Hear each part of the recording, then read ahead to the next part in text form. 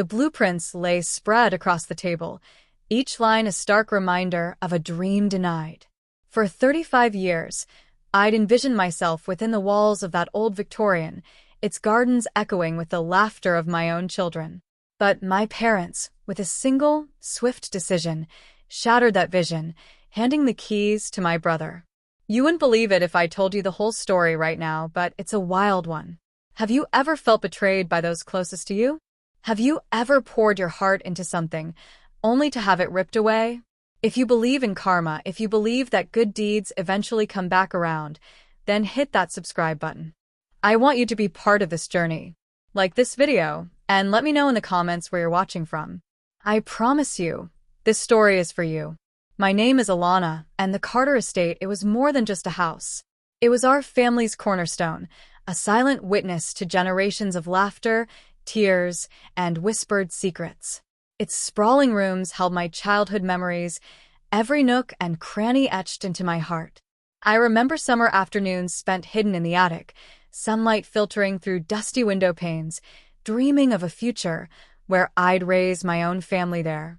The scent of my grandmother's roses in the garden, the creaking of the old staircase as my father made his way down for breakfast, these weren't just details, they were the very fabric of my being.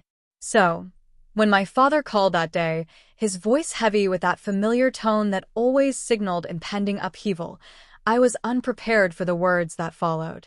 I was already seated in the formal dining room, the weight of the antique furniture pressing down on me, each chair a silent observer of countless family gatherings. "Your mother and I," he began, adjusting his glasses, a nervous tick I'd seen countless times. "We've been discussing the estate's future." He paused, letting the words hang in the air, each syllable a hammer blow to my heart. "We've decided it's best if it goes to Ethan." Ethan, my younger brother, by a mere 2 years, had always possessed a certain charm. A carefree spirit that somehow excused his endless string of half-baked schemes and financial mishaps. He'd never expressed the slightest interest in the estate, viewing it more as a convenient backdrop for his fleeting business ventures. I swallowed hard, years of corporate negotiations kicking in, forcing my voice to remain steady. "I see," I managed, reaching for my water glass, the cool liquid doing little to extinguish the fire that had ignited within me. "It's for the best, dear," my mother added, her voice laced with a practiced softness that grated on my nerves. She reached across the table, her hand hovering as if to offer a comforting pat. I subtly shifted away. "Ethan has such grand plans for the property, and you're always so busy with your projects." Projects. That's what they called the empire I'd painstakingly built over the past decade. While Ethan chased rainbows, I'd methodically constructed a real estate development firm that spanned 3 states. My projects were the reason I could afford the very chair I was sitting on, the reason I could buy and sell properties the size of their precious estate. They had absolutely no concept of the scale of my success. "Ethan understands the importance of family tradition," my father continued, his voice gaining confidence from my silence. "He'll preserve the estate exactly as it should be." Preserve it? Ethan? The same Ethan who'd once suggested turning the ballroom into an indoor skate park? I thought of the properties I owned, the meticulous planning, the countless hours. Their precious estate wouldn't even fill the lobby of my newest hotel. "When was this decision made?" I asked, my voice dangerously calm. My mother shifted uncomfortably. "We've been thinking about it for some time. Ethan's been having some financial difficulties lately, and with a baby on the way." Ah, there it was. Ethan had stumbled again, and my parents were rushing to his rescue, wielding my birthright as a financial lifeline. The fact that his latest girlfriend was pregnant only added fuel to their urgency. "I've spent my entire life learning about this estate," I said, each word measured. "I know every inch of it, every repair it needs, every improvement that could be made." "That's exactly why Ethan needs it more than you do," my father interrupted, his voice firm. "You're already established. You have your projects. Ethan needs a fresh start. A fresh start. Like the fresh start they'd given him after he lost their money in that disastrous tech startup? Or the fresh start after his short-lived and spectacularly failed attempt at opening a fusion taco truck? I stood up slowly, smoothing down my skirt. "Thank you for telling me," I said, my voice perfectly controlled. "I have a meeting to get to." "Alana," my mother called after me, her voice pleading. "Don't be difficult about this. It's what's best for the family." I turned back, allowing myself a flicker of the anger I'd been suppressing. "I understand completely," I replied. "You're right. I do have my projects to focus on." As I walked to my car, I pulled out my phone and made a call. "Dominic, move forward with the Harborview development." "Yes, all of it." My family had no idea that for the past 5 years, I'd been quietly buying up every piece of property surrounding the Carter estate. The little real estate projects they so casually dismissed had given me control of the entire area. While they clung to the past, I was building the future, and I was building it on a scale they couldn't even comprehend. The following weeks were a whirlwind of activity. I threw myself into work, finalizing plans that had been months in the making. My parents, seemingly relieved by my lack of protest, barely contacted me, save for the occasional group text about Ethan's impending fatherhood. Then came the day of the formal announcement. My parents had arranged a lavish family gathering, complete with champagne and their usual circle of friends, the perfect stage to publicly crown their golden child. I arrived precisely on time, dressed in a tailored power suit that likely cost more than Ethan's car. Not that they'd notice or care. "Alana." My mother rushed over, a forced smile plastered on her face, a glass of champagne extended towards me. "I'm so glad you could make it. Ethan was worried you might not come." I accepted the glass, my smile equally practiced. I wouldn't miss it for the world. Ethan was holding court near the fireplace, his pregnant girlfriend, Chloe, by his side. He'd made a valiant effort to dress up, though his suit looked like it had seen better days. "Sis," he called out when he spotted me. "Come here. I want to tell you about my plans for the place." I walked over, acutely aware of my parents' beaming faces, reveling in this display of sibling harmony. Ethan launched into a detailed description of his vision for the estate, which primarily involved turning the formal gardens into a motocross track and converting the library into a recording studio. "Sounds fascinating," I said when he finally paused for breath. "I have some news of my own to share." My father cleared his throat, his glass clinking against his silverware, gathering everyone's attention. "Before Alana's announcement, I have an announcement to make," he declared, striking his most patriarchal pose. "As you all know, this estate has been in our family for generations. Today, I'm proud to announce that it will pass to my son, Ethan, who will carry on our family's legacy." Applause filled the room. Ethan puffed out his chest, while Chloe clung to his arm, practically radiating pride. Thank you," my father continued. "Ethan has some exciting plans for the property, and we're confident he'll be an excellent steward of our family's heritage." I waited for the applause to subside before speaking, my voice carrying clearly across the room. "That's wonderful news," I said, my tone even. "And it ties in perfectly with my own announcement." My mother's smile faltered slightly. She recognized the steel in my voice, a tone she rarely heard. "As you all know, I've been working on some development projects in the area," I continued. "Today, I'm pleased to announce that Carter Enterprises will be breaking ground on Harborview Plaza next month. $1 billion mixed-use development that will transform the entire neighborhood." The room fell silent. My father's champagne glass froze halfway to his lips. "The project will include luxury condominiums, high-end retail space, and a 5-star hotel," I said, pulling out my phone to project the renderings onto the living room wall. "We've acquired all the surrounding properties over the past 5 years. The entire area will be completely revitalized." The images displayed a stunning, modern development that dwarfed the Carter estate. In the renderings, the Victorian mansion looked almost quaint, swallowed by the gleaming towers that would soon surround it. But that will completely change the neighborhood's character," my mother stammered. "That's the point," I replied smoothly. "Progress is inevitable. The area is long overdue for an update, and Carter Enterprises is proud to lead that change." "You can't do this," Ethan burst out, his face flushed. "This is our family home." I turned to him, raising an eyebrow. I can, and I am. All the permits are approved, the financing is in place, and construction begins next month. But don't worry, I said, my voice dripping with false sweetness. I'm sure you'll enjoy watching the neighborhood transform from your motocross track. My father had gone pale. Alana, we need to discuss this. There's nothing to discuss, I replied. This is business, just like your decision about the estate was business. I raised my glass. To progress. The room erupted into chaos. Friends whispered amongst themselves. Ethan began arguing heatedly with our father, and my mother looked faint. I slipped out quietly, but not before hearing one of my father's friends mutter, "Did you know her company was worth that much?" In my car, I finally allowed myself a small smile. My phone buzzed with a text from Dominic. Contractors confirmed for next month. Everything is on schedule. I typed back a quick response. Perfect. Time to show them what my little projects can do. The Carter estate might have been my childhood dream, but I was building something far grander, an empire of my own on my terms.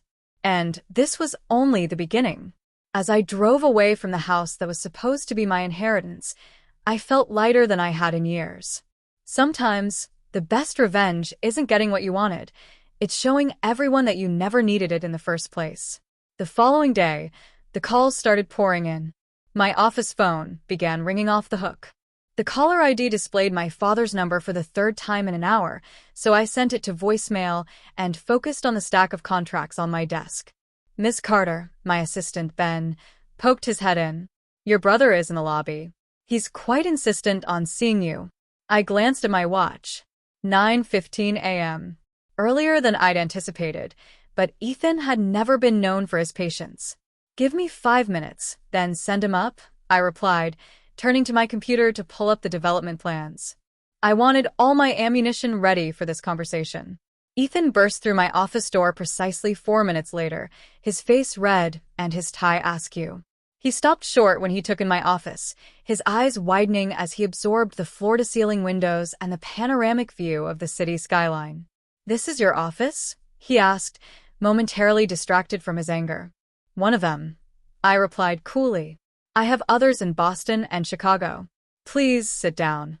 He remained standing, running a hand through his disheveled hair. You have to stop this development, Alana. You're going to destroy everything. The only thing I'm destroying is outdated infrastructure, I said, swiveling my monitor so he could see the plans. The Harborview Plaza project will bring thousands of jobs to the area, increase property values, and generate millions in tax revenue for the city. But the estate, it will remain exactly where it is. I cut him off, though I imagine the construction noise might interfere with his motocross track plans. He slumped into one of the leather chairs across from my desk. Why are you doing this? Is it because Mom and Dad chose me? I couldn't help but laugh. Chose you, Ethan? They didn't choose you. They're rescuing you, just like they always have. The only difference is that they're using my inheritance to do it this time. That's not fair, he protested weakly. No, it's not, I agreed. But neither was watching you squander every opportunity they gave you while they dismissed everything I built as little projects. I pulled up another document on my screen. Did you know that Carter Enterprises' annual revenue is more than 10 times the Carter estate's worth? That we employ over 500 people? That we have development projects in 3 states? Ethan's face had gone pale. I had no idea. Of course you didn't. Neither did Mom and Dad. They were too busy worrying about your latest scheme to notice what I was building. But why didn't you tell them? I leaned back in my chair, studying my brother. Despite everything, I felt a flicker of pity for him. Would it have made a difference? They'd spent our entire lives seeing what they wanted to see. You were the son who needed their help, and I was the daughter who didn't. My phone buzzed, another call from our father. I declined it without looking away from Ethan. I need this, Alana, he said quietly. Chloe's pregnant, and I've got nothing else. That's where you're wrong, I replied, pulling out a folder I'd prepared the night before. You have options. You've just never bothered to look for them. I slid the folder across the desk. Inside was a job offer, a real one, with a proper salary and responsibilities, not one of the made-up positions our parents had created for him over the years.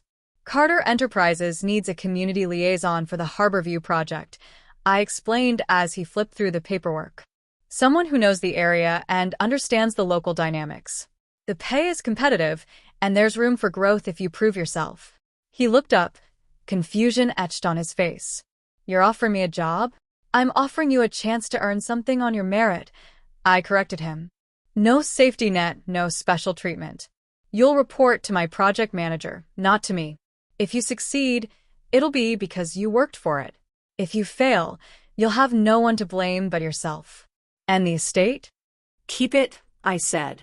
Turn it into whatever you want. But understand that in 5 years, it will be surrounded by modern development.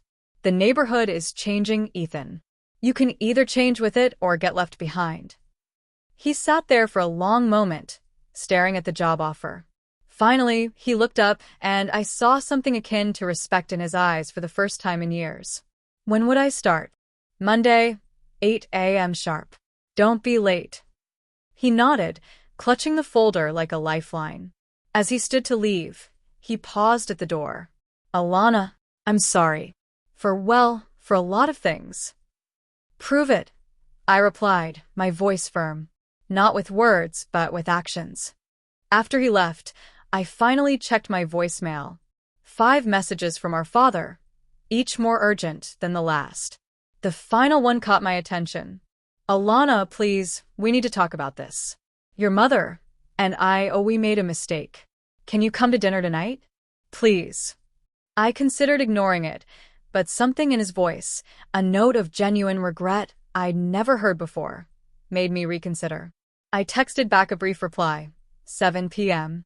The day passed in a blur of meetings and conference calls. When I pulled up to the Carter estate that evening, the sun was setting, casting long shadows across the manicured lawn. My mother opened the door before I could knock, her face etched with worry. Alana, thank goodness you came. The dining room table was set for 3, no Ethan this time. My father stood as I entered, looking older than I remembered from yesterday. Before you say anything, he began, his voice strained, we need to apologize. I set my briefcase on the table, taking my usual seat. For what, specifically? For not seeing you, my mother said quietly. For not understanding what you've built. We've been so focused on helping. Ethan, my father added, we failed to recognize your achievements. When I saw those development plans yesterday, Alana, why didn't you tell us? Would you have listened? I countered, a hint of bitterness lacing my tone.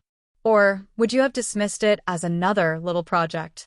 They exchanged guilty glances. We've been researching your company, my father said. We've seen the developments you've completed, the awards you've won. You've built something remarkable, and we were blind to it. And now? I asked, opening my briefcase. Now that we can't ignore it anymore, my mother said, her voice thick with emotion. We want to understand. We want to know about your work, your plans, everything we should have asked about years ago. I pulled out the development plans and spread them across the table. Then let me show you what I'm building. For the next 2 hours, I walked my parents through the Harborview Plaza development. Their questions, hesitant at first, grew more thoughtful as the evening progressed. I saw genuine interest in their eyes, perhaps for the first time, as I explained the intricacies of urban development and sustainable design. This section here, my father said, pointing to the architectural renderings, it complements the historical buildings rather than overshadows them. That's intentional, I replied, allowing myself a small smile. We're not erasing the past, we're building on it. The development celebrates the neighborhood's history while creating space for its future. My mother touched the plans gently, tracing the tree-lined walkways and community spaces. It's beautiful, Alana. All these years, we thought you were just, playing a business, she finished for her, her cheeks flushed with embarrassment. We were wrong, my father added, his voice heavy with regret. So wrong. The estate. He began carefully. We made that decision without understanding the full picture, without understanding you. I leaned back in my chair, studying them both. The past 24 hours had profoundly shaken their worldview. The daughter they'd underestimated had turned out to be more successful than they could have imagined, while the son they'd coddled had accepted a position working for his sister. Ethan told us about the job offer. My mother said, as if reading my thoughts. That was very generous of you. It wasn't generosity, I corrected her. It was business. The position needs to be filled, and Ethan knows the community. Whether he succeeds or fails will be entirely up to him. You're giving him a chance to prove himself, my father observed, a hint of admiration in his voice, something we never did. Every time he stumbled, you were there to catch him. I couldn't help adding. He never had to face the consequences of his actions. They exchanged guilty looks again. The truth of my words hung heavy in the air. We'd like to make it right, my father said. The estate, it should be yours. It always should have been. I stood up, gathering the plans back into my briefcase. No. No, they both echoed, startled. The estate belongs in the past, just like your assumptions about me and Ethan. Let him have it. Let him learn to be responsible for something on his terms. But it's your inheritance, my mother protested. I gestured towards the development plans. This is my inheritance. Not the one you chose for me, but the one I built for myself. The one that matters. As if on cue, my phone buzzed with an email. I glanced at it and smiled. Excuse me, I have some good news to share with my team. The city council just unanimously approved our final permits.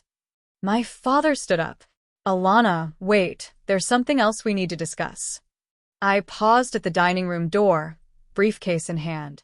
Your mother and I, we've been talking. The estate isn't our only asset. There's the family investment portfolio and some properties in Maine.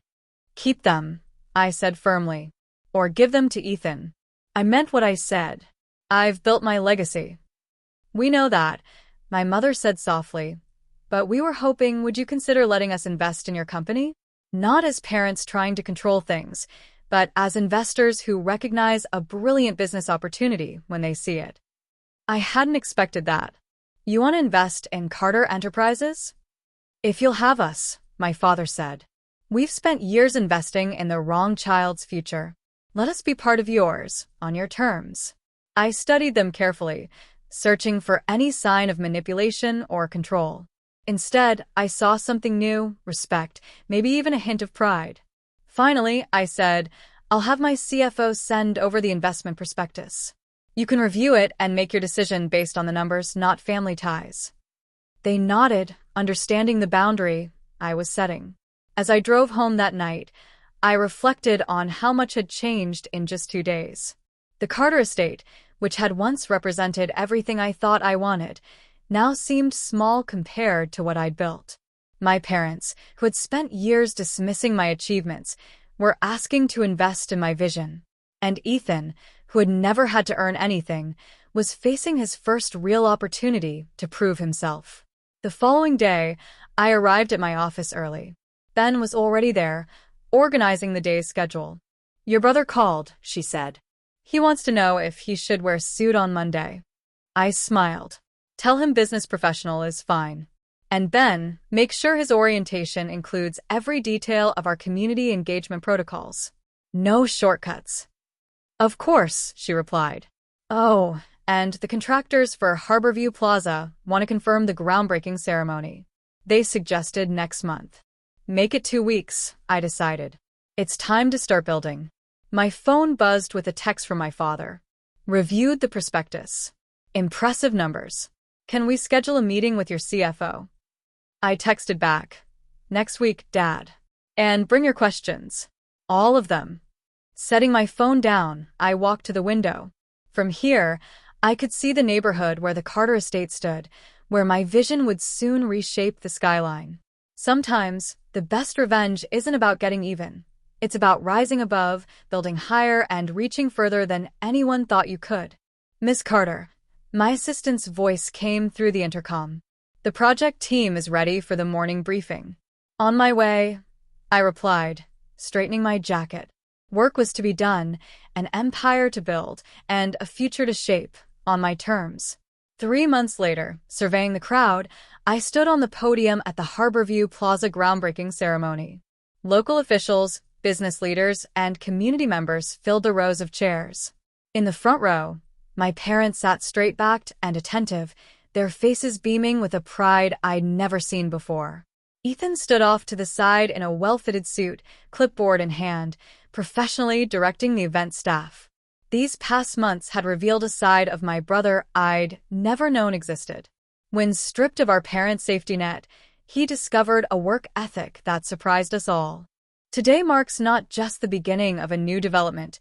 I began my speech, my voice ringing out across the crowd, but the start of a new chapter for this community. Harborview Plaza will bridge our neighborhood's rich history with its bright future. As I spoke, I caught glimpses of familiar faces in the crowd, the local business owners who'd initially opposed the development but had come around after Ethan's tireless community outreach efforts, the city council members who'd scrutinized every detail of our plans before giving their unanimous approval, and the architects and designers who'd helped bring my vision to life.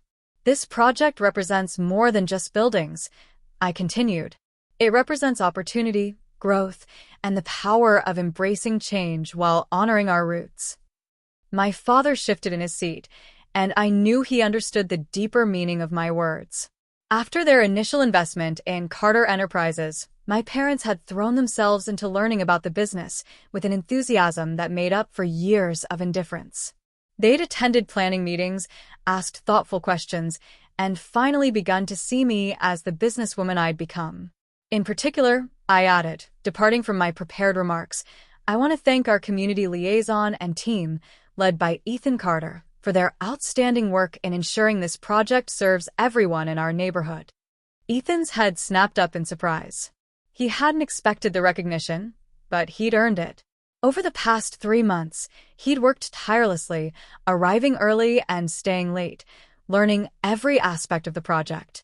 He'd transformed community skepticism into support through sheer determination and genuine concern for their interests.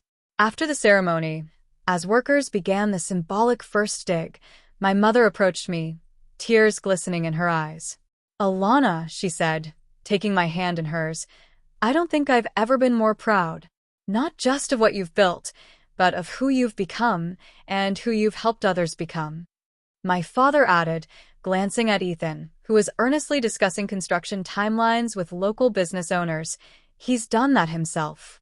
He just needed the chance to try." I corrected them gently. Later that evening, I hosted a smaller celebration in my penthouse apartment. As Ethan helped pass out champagne, I noticed how differently he carried himself now, confident but not arrogant, proud but humble. "I never thanked you properly," he said, joining me on the balcony, the city lights twinkling below. "Not just for the job, but for believing I could be more than what I was." "You proved me right." "You proved yourself right," I replied. "The community trust you've built is invaluable to the project." He smiled, looking out over the cityscape. "You know, I used to be so jealous of you. Even before I knew about all this." He gestured at the skyline. "I knew you had something I didn't purpose, direction. I didn't want to admit it then. And now I understand what you've been trying to tell me all along. Success isn't about what you're given, but what you build." Inside, I could hear our parents talking animatedly with some of my executives, enthusiastically discussing future development possibilities. The Carter estate, once the center of all our drama, had faded into the background, just another beautiful old house in a neighborhood on the rise. My phone buzzed with a message from Ben. "Boston office reports phase 2 ahead of schedule. Chicago team wants to move up the timeline for the lakefront project." I smiled, typing back a quick response. The empire I'd built was growing, expanding beyond anything my family had imagined possible. But more importantly, it had become a catalyst for change, not just for the communities we developed, but also for my own family. "Miss Carter," one of the project managers approached with a tablet. "The international team is ready for their video call about the London expansion." I nodded, turning back to Ethan. "Duty calls." "Go be amazing," he said with a knowing smile. "I'll handle things here." As I headed to my home office, I passed our parents deep in conversation with my CFO about sustainable development strategies. My mother caught my eye and gave me a small nod, a gesture of respect from one business person to another. The Carter estate had once represented everything I thought I wanted: acceptance, validation, a connection to our past.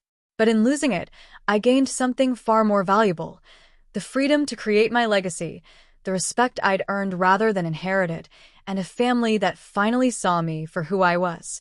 Settling into my chair for the video call, I glanced at the framed photo on my desk, taken just last week, showing my family standing together at the Harborview Plaza site. It wasn't the perfect family portrait we'd once tried to project, but something better, a genuine image of who we'd become. "Ready for the London team?" Ben asked from the doorway. I smiled, turning to my computer. "Always ready. Let's build something extraordinary." After all, that's what I did best, not just constructing buildings, but also bridges, opportunities, and new beginnings. The Carter estate might have been my childhood dream, but this empire of possibilities was my destiny.